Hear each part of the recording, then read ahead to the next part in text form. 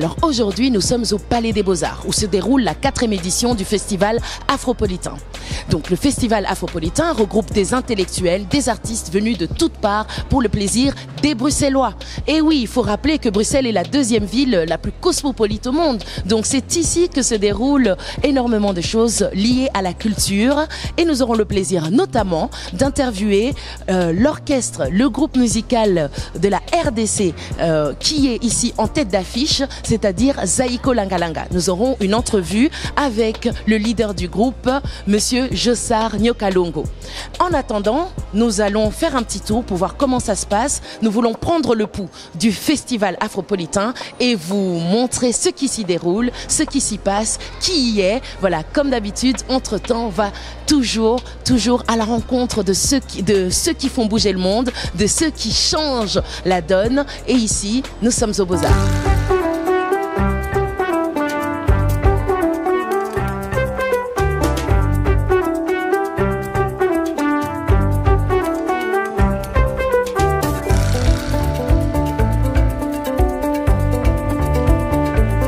Pour sa 4e édition, l'Afropolitan Festival invitait des artistes et le public à célébrer leurs héroïnes et héros. Pourquoi avoir choisi ce thème pour cette année ? Alors, il y avait une actualité, c'est vrai, avec le décès, hélas, de Toni Morrison en août 2019. Et c'était véritablement une héroïne de la littérature noire et nous souhaitions lui rendre hommage. Et donc, voilà, le thème s'est imposé en se disant, finalement, il y a Toni Morrison, mais il y avait aussi un très beau film sur Fela qui vient de sortir. Il y a eu ce film aussi sur Myriam Makeba.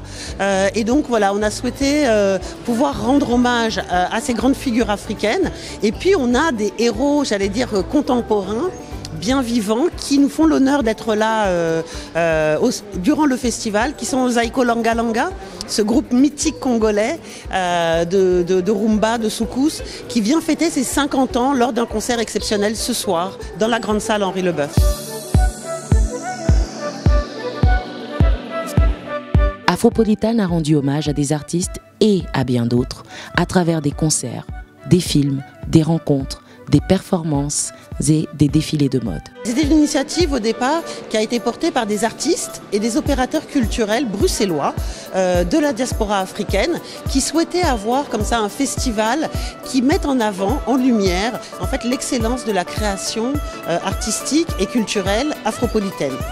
Donc, ce festival a été accueilli par Beaux-Arts en 2015 et puis en 2017 et aujourd'hui c'est la 4e édition du festival Afropolitain. La valeur ajoutée du festival, c'est sa multidisciplinarité. C'est le fait qu'on y programme du cinéma, de la danse, de la mode, de la musique bien sûr et des débats. C'est une grande chance de pouvoir avoir effectivement toutes ces disciplines-là qui sont à l'honneur durant un week-end au sein du festival. L'édition 2020 de l'Afropolitan Festival était dédiée à Binta Sagna, communicante et figure de la diaspora africaine en Belgique et en France, décédée brutalement en août 2019.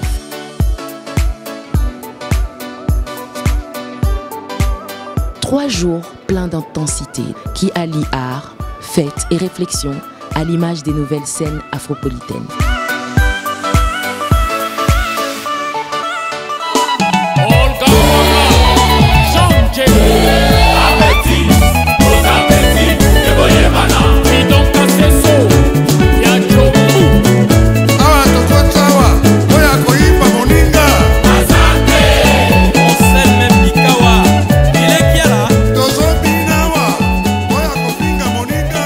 Avec le leader charismatique du groupe Zaiko Langalanga, Monsieur Jossar Nyokalongo. Nous sommes au Palais des Beaux-Arts à l'occasion du Festival Afropolitain. Bonjour, Président Jossar, comme on vous appelle. Merci d'avoir accepté cette interview et puis merci d'être sur Vox Africa aujourd'hui. Nous sommes donc aujourd'hui ici, ce n'est pas un hasard qu'on se retrouve ici aujourd'hui. Vous célébrez 50 ans d'existence, c'est un demi-siècle tout de même, et vous êtes venu à l'occasion du festival donc Afropolitain ici. Vous allez avoir un concert, mais avant tout, on aimerait parler un peu de vous. Quel est votre parcours et qu'est-ce que vous pouvez dire à nos auditeurs aujourd'hui? Après 50 ans d'existence, ceci fait de vous le plus ancien groupe de musique de la RDC. Qu'est-ce que vous pouvez nous dire du parcours en bref? S'agissant de mon parcours, j'ai commencé dans l'orchestre Zaïko parce que l'orchestre, notre petit groupe dans lequel je faisais partie, c'était un groupe de copains. On avait, on passait, enfin, on ne faisait que répéter. Bien qu'on projetait de faire des prestations, mais ça nous a pris au moins plus de 2 ans. Donc c'était pour nous une distraction. Mais c'est grâce à Papa Wemba qui a improvisé un jour au cours de notre répétition. Et nos dirigeants de ce groupe avaient décidé de dissoudre ce groupe pour que sur les cendres de ce groupe, ils ont créé ce groupe qui est aujourd'hui Zaïko Langa Langa. Et comme dans l'autre groupe, ils ont seulement pris Emmanuel Kouakou et moi, Télé Soukami, qui était notre secrétaire, mais qui joue aussi de la guitare. Et à 4 ans, nous avons commencé cette aventure de Zaïko Langa Langa. Alors après plusieurs années, on vous retrouve à Bruxelles, aux Beaux-Arts plus précisément. Quel est votre sentiment d'être ici et de pouvoir jouer ce soir? Bien qu'étant artiste, je crois qu'on continue à chercher, mais je dirais, je suis satisfait, honoré par ce geste, parce que le fait que Beaux-Arts puisse nous inviter à ce festival pour les 50 ans de notre groupe, parce que pour nous, on voulait, on avait souhaité, chose faite, de consommer vraiment les 50 ans des Zaïko. C'était le 24 décembre de l'année dernière. Et maintenant, nous commençons à fêter ces 50 ans. Mais sur le plan officiel, le coup d'envoi de toutes les festivités, parce qu'il y aura des colloques, des ateliers et tout, avec certains, je dirais, hommes de sciences au niveau de la culture, comme le professeur Manda Cheboa, qui est le directeur du CICIBA, le Centre d'intervention de la civilisation bantou. Il y a un autre professeur camerounais aussi. Et il y aura des prestations. Et nous allons aussi inviter certains de nos frères africains pour venir fêter avec nous, jouer avec nous, chanter avec nous, danser avec nous. Là, nous avons déjà levé l'option sur mon jeune frère Mewi. Il y a Mewi, il y a Yusundo aussi. J'ai parlé avec un de ses compatriotes qui a de très bons contacts avec lui. Donc on se prépare à une année de fête pour Zaïko Langa Langa. Oui, jusqu'au mois de décembre. Il y aura beaucoup de stars africaines qui vont faire partie. Et parce que le 24 avril, comme je disais, on va donner le coup d'envoi de toutes ces festivités. Et pourquoi le 24 avril? Parce que c'est la date qui a été déclarée une date pour la musique africaine lors du décès de Papa Wemba. Et Papa Wemba étant le détonateur de Zaïko, donc nous voulons rendre un vibrant hommage à ce grand chanteur qui est Papa Wemba, raison pour laquelle le coup d'envoi de toutes ces festivités commencera le 24 avril par un grand banquet. Je crois que vous serez aussi invités, vous, de Vox Africa. Et vous nous regardez de partout. Il y en a peut-être qui ne savent pas qui est Zaïko Langa Langa, qui est le président Jossard. Alors on va passer un morceau, si vous le permettez. Voilà.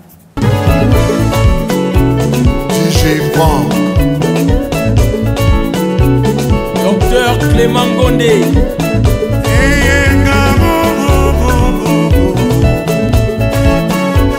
Elulu Fajo, Akuna Matata. Engai.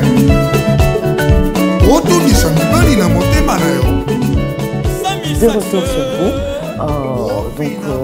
entouré par combien d'artistes dans le groupe? Là, je suis avec 15 artistes. 15 artistes. 15 artistes. Quelle est la recette pour faire avec 15 artistes dans un orchestre comme le vôtre, continuer à faire danser des générations en génération, mes grands-parents, mes parents, moi-même et puis mes enfants? Quelle est votre recette? Notre recette est composée de la discipline d'abord. Oui. La discipline, de l'autodiscipline de chacun de mes collaborateurs, de moi-même, et le travail. Et de l'amour que moi, personnellement, je porte à ce groupe. Et parce que comme j'ai dit tout le temps à tous ceux qui viennent dans le groupe, moi j'aime pas le mercenariat. C'est-à-dire, si vous venez dans Zaïko, vous devez avoir quelque chose de zaïko en vous. Quand vous arrivez, par exemple, pour le test, vous devez nous chanter quelques-unes des chansons de zaïko. Quand vous êtes guitariste ou vous jouez un instrument de musique, il faut nous jouer quelque chose de zaïko. Parce que zaïko, c'est un esprit. C'est un esprit. Raison pour laquelle, quand nous avons des recrues, on commence d'abord à leur faire répéter toutes nos anciennes chansons. Raison pour laquelle, même ce soir, je sais même hier, si vous étiez là à la répétition, il n'y a pas de différence entre nos chansons qui ont apparu dans nos différents supports sonores. Il n'y a pas de différence. Pas de différence parce que il y a la discipline dans le travail et il faut d'abord les inculquer cet esprit de zaïko pour faire du chemin avec eux. Vous devez avoir un super leadership pour pouvoir justement tenir le groupe. Je suis certaine, voilà, je suis certaine qu'il y a plusieurs artistes qui nous regardent et qui se demandent justement quelle est la recette que vous avez eue pour tenir 50 ans. Ce n'est pas rien en tant qu'artiste sur la scène musicale. Je dirais que c'est une grâce parce que nous sommes le seul groupe congolais qui totalise 50 ans. Même le grand maître Lambo, il est décédé, le Jazz n'a pas tenu 50 ans. Et même Taboulé, la fille, n'a pas tenu 50 ans. C'est pour cela que je dis que c'est une grâce. Parce qu'il n'y a pas une recette miraculeuse. Je pouvais partir avant. Oui, c'est vrai aussi. On parle de la musique et de l'industrie musicale.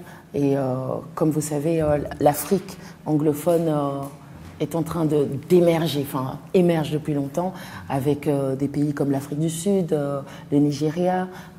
Contrairement à l'Afrique francophone, l'industrie musicale et de la culture crée de la richesse dans ces pays-là. Qu'est-ce que vous pensez qu'il manque peut-être à l'Afrique francophone pour qu'on puisse avoir le même constat? Dans beaucoup de nos pays africains,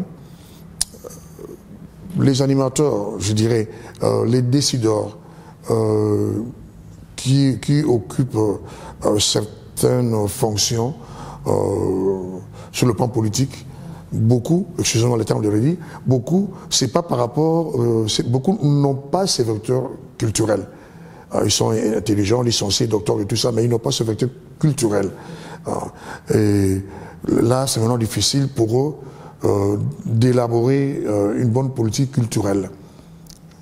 C'est ça, donc, je dirais, le vrai problème. Le vrai problème. Si on doit prendre l'exemple de mon pays, qui est la RDC, par la préséance, le ministère de la Culture de notre pays, je crois que c'est l'avant-dernier ministère. Or, tout passe par la culture. Tout passe par la culture. Parce que j'ai,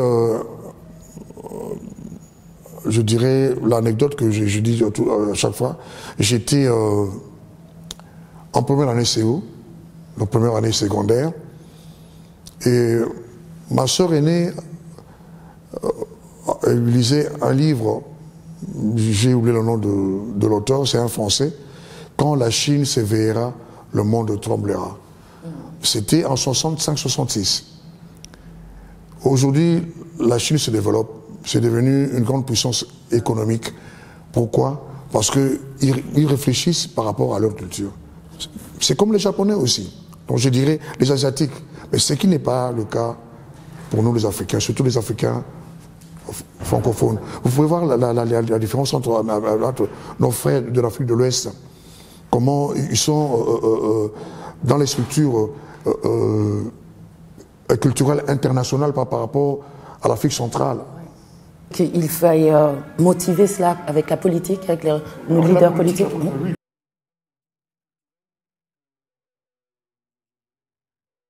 Ceux qui décident pour le budget, je dirais les élus, hein, donc les députés ou autres, puissent donner aussi une part importante à notre culture, donc par rapport au budget. Parce que aujourd'hui, on peut nommer un artiste, je dis pas seulement musicien, plasticien, dramaturge ou quoi, ministre de la Culture, comme dans le cas de mon pays, mais s'il n'a pas les moyens de faire sa politique, Ça ne changera rien.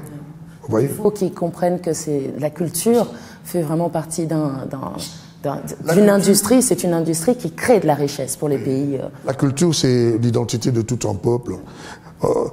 Comment vous pouvez comprendre qu'un grand pays comme la RDC, nous sommes aujourd'hui plus de 80 millions d'habitants, et il n'y a aucun album. Non, si aucun album, que ce soit des Saïko, des Kofi, n'est vendu officiellement à plus de 200 000 exemplaires. Mais il y a au moins 2-3 millions de supports de l'album de Kofi, des Ouera, des JB, des Saïko, des Fali, des Ferré, qui circulent dans le pays. Pourquoi? Parce que l'artiste congolais n'est pas protégé, lui et son œuvre. Si aujourd'hui il y a une loi, si aujourd'hui, ça, je le dis tout le temps. Moi, j'étais dans une réunion avec des autorités. J'en appelle de tout le vœu qui est les États généraux de la culture, pour qu'on essaye de revoir les choses. Si aujourd'hui, les pays africains, je dirais même au niveau de l'Afrique centrale, il y a comment on appelle ça?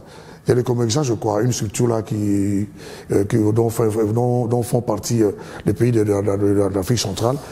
C'est même élargi jusqu'à l'Afrique de l'Est. Si ensemble, dans ces différentes structures-là, hein, sur le plan régional, se met d'accord pour voter une loi dans chaque pays qui va interdire la vente de supports sonores par n'importe qui et par n'importe où. Je crois que donc les artistes vont apporter ce que les Beatles avaient apporté dans le budget du Royaume-Uni. Parce que si l'État arrive même, si on arrive même il y a un cas, il y a un cas que, un exemple, je n'ai pas un cas, un exemple que nous vivons aujourd'hui avec la musique nigériane. Parce qu'au Nigeria, vous ne pouvez pas pirater un album d'un artiste nigérian. Comme ils sont nombreux. Aujourd'hui, même Davido, s'il gagne même 50 cents sur un album, et s'il vendait 10 millions, c'est le cas aussi chez nous. Parce que les œuvres sont protégées, mais chez nous, il y a même tout un rayon. C'est notre combat, parce qu'aujourd'hui, moi je suis le président intermédiaire du conseil d'administration de la Société nationale de l'auteur. C'est notre combat aujourd'hui pour qu'on essaye d'éviter cela. Il y a tout un rayon là où une personne vend des supports sonores piratés au grand marché, au vu et au su des autorités. Et après, demain, quand il y aura un artiste congolais qui va décéder, et si l'État intervient, on dit voilà pourquoi il favorise les artistes et tout. Non. Parce que même au niveau du pays, notre chaîne nationale et notre station de radio nationale, moi j'ai été dans le temps président de la Société de l'auteur, la SONECA, dans les années 91, 92, 13. La radio et la télévision nationale devaient, je crois que c'était 80 millions de francs belges à la SONECA. Et ça n'a pas été payé jusqu'à aujourd'hui. Ils ne payent pas. Donc comme c'est une propriété de l'État congolais, donc l'État congolais doit même à nos morts. Pour l'État congolais doit à Franco, à Papa Wemba, à ses orphelins. Et nous le disons à chaque fois que nous attendons un signe fort de nos autorités politiques, qu'ils essayent de donner un forfait à la Société des droits d'auteur pour que cette dernière puisse compenser cela à ces différentes familles de veuves, des orphelins. Je pense qu'on a un appel fort là, du président Jossard, si jamais des autorités nous regardent, protéger la culture, protéger les artistes pour qu'on puisse, l'Afrique francophone puisse aussi émerger. Voilà. Là, j'ai fait un clin d'œil, comme Vox Africa a passé beaucoup au Cameroun, à mon jeune frère petit pays. Vous serez invité à Kinshasa pour les 50 ans des Saïko, et aussi à Mewe et à Yosono que moi j'ai connu dans ses débuts, parce qu'on a joué ensemble à Düsseldorf, dans les années 86 et 87. Je crois tout dépendra de leurs différents agendas. Je crois qu'ils vont nous rejoindre à Kinshasa pour fêter les 50 ans des Zaïko. La RDC traverse une crise comme d'autres pays africains. Et aujourd'hui, on sait qu'il y a une partie de la population qui aurait aimé ou qui a tenté de vous empêcher de pouvoir être avec nous, de pouvoir prester pour le concert d'aujourd'hui. Que pensez-vous de leurs actions ou de cette protestation? Ça ne se justifie pas. Et ça ne se justifierait jamais. Je dirais comme ce qui s'est passé hier à Paris, c'est la France, c'est pas le Congo. Et dans ce genre d'actes, les Français ne vont pas seulement condamner cette partie de nos compatriotes, ils vont condamner tous les Congolais. Même ceux-là qui sont restés chez eux à la maison. Comment pouvez-vous comprendre des parents qui sont parmi eux, qui laissent leurs enfants à la maison pour aller incendier des véhicules, des gens casser des trucs, et puis après rentrer à la maison, regarder leurs enfants en face. Il n'y a rien à cacher. Nous avons commencé à venir ici en Europe. Moi, Papa Wemba, Elita Bembo, nos premiers voyages ici, c'était en 77. Non, oui, 77. Et au fil du temps, on commence à venir, nous connaissons beaucoup de nos compatriotes. Nous connaissons beaucoup de comment ils vivent. Nous connaissons beaucoup de comment ils se comportaient. Donc, je crois quand ils disent, voilà, il faut que nous restions au pays parce qu'aujourd'hui, leurs enfants qu'on commence à étudier, c'est du n'importe quoi. Ça fait mal qu'on nous laisse travailler. Nous ne sommes pas des politiciens. Nous ne faisons pas de la politique. Ce qui arrive aujourd'hui au pays, ce ne sont pas les musiciens. Ce sont nos politiciens. Et quand ils disent, voilà, c'est Papa Wemba et Papa Wemba des séminaires ont gâté les enfants. Ça, je l'ai déjà dit au pays. Bon, comme on dit chez nous, donc chaque casserole a... Oui, c'est ça. Donc, nous, si les enfants que Papa Wemba, on peut appeler les Cheguéou, les enfants de la rue, approcher Papa Wemba et mener au JB ou au Wera, parce que nous, artistes, nous sommes facilement accessibles. On n'a pas des gardes de corps avec des armes qui vont fuir, qui vont faire fuir les enfants, ces enfants de la rue. Et nous donnons facilement à ces enfants. Mais les grands responsables, c'est l'État. Vous pouvez aujourd'hui descendre à Kinshasa, vous êtes de la presse, commencer à interviewer chaque enfant de la rue. Jamais aucun enfant vous dira, s'il est dans la rue, c'est parce que Ouéra a fait ça, parce que Papa Wemba ou Kofi ou Jiba a fait cela. Non, c'est parce que, un enfant des parents divorcés, son père s'est marié avec une autre femme, et cette femme-là n'aime pas les enfants du premier lit, et le papa, tellement amoureux de sa femme, il prend part et il ne s'occupe pas de son enfant. C'est un problème de société. Oui, de deux. Il y a l'État congolais, l'État zaïrois, qui n'arrive pas à payer ses fonctionnaires. Comment voulez-vous que ce papa-là puisse bien habiller son enfant ou payer le minéral de son enfant? Ce n'est pas l'artiste musicien, c'est l'État congolais.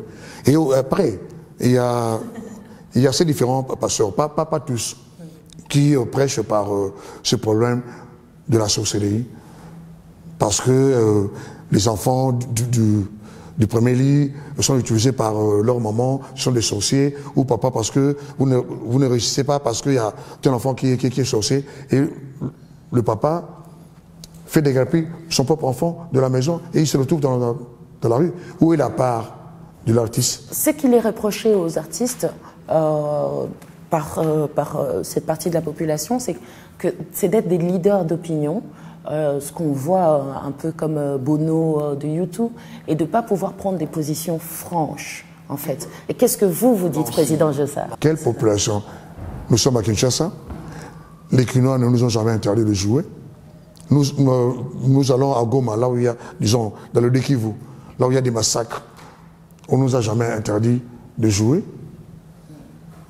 Dernièrement, il y a eu le festival Amani.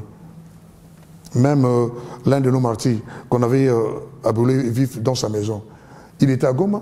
Et une fois, il s'était levé. Toutes ces structures de défense des droits de l'homme ou des combattants qui sont au pays, ils se sont déjà levés pour dire voilà, il n'y aura pas le festival Amani ou tel groupe ne va pas jouer à l'Est. Non, c'est un faux fouillon. Hein, donc la raison n'est pas valable. Ce que vous voulez dire par là, c'est donc la musique n'a rien à voir avec l'état dans lequel le pays se retrouve. Mais est-ce que la musique peut, d'une manière ou d'une autre, aider le pays à se relever? Si on laisse les musiciens jouer, les artistes jouer? Mais n'est-ce pas qu'on dit la musique adoucit les mœurs? Je devais quand même vous laisser dire un dernier mot, votre sentiment. Bon, mon message est un message de remerciement à tous ces Africains, même les Européens, enfin les autres continents, qui ont soutenu Zaïko, qui soutiennent la rumba congolaise. Un grand merci à vous. C'est grâce à vous que nous avons tenu pendant toutes ces 50 années. C'est grâce à vos soutiens, à vos apports, je dirais, financiers, moraux, que Zaïko a pu tenir toutes ces 50 années, malgré les hauts et les bas. Un grand merci à vous. Et surtout à vous, les gens de la presse. Merci beaucoup. Nous allons devoir malheureusement laisser le président Jossard préparer le concert de ce soir qui s'annonce déjà super chaud. Si vous nous regardez et que vous avez manqué le concert, mais des images vous parviendront très certainement. Président Jossard, pour ce soir, vous préparez, qu'est-ce que vous nous préparez? On n'annonce jamais les surprises. Venez le soir et vous allez... Des grandes surprises, voilà. C'est ça. Voilà, donc président Jossard sera sur scène ce soir avec tous les musiciens de Zaïko Langa Langa. Merci beaucoup d'avoir pris le temps d'être sur Vox Africa avec nous aujourd'hui et merci à tous ceux qui nous ont regardés de où vous êtes. Merci à tous et puis on se dit à très bientôt. N'hésitez pas à suivre l'actualité du président Jossard et du groupe Zaïko Langa Langa. Restez connectés et un grand merci aux Beaux-Arts qui a bien accepté de nous accueillir ici pour cette interview, à tous les partenaires qui nous regardent et qui ont participé à la réalisation de cette interview. Un grand merci. Bye bye.